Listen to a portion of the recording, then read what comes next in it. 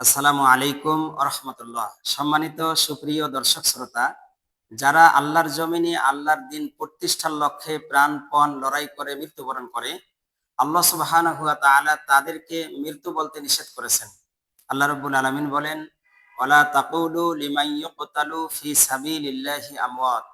যারা আল্লাহর রাস্তায় নিহত হয় তাদেরকে তোমরা মৃত্যু বলো না, বাল আহইয়া, বরং তারা জীবিত, ওয়ালাকিন লা ইয়াশউরুন, তোমরা তা উপলব্ধি করতে পারো না।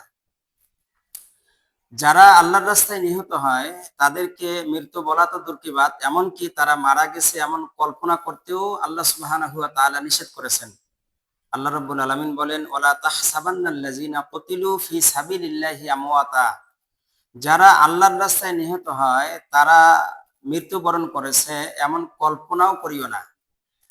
বাল আহইয়াউন ইনদা রাব্বিহিম, বরং রবের কাছে তারা জীবিত, ইউরজাকুন, এবং রিজিক প্রাপ্ত।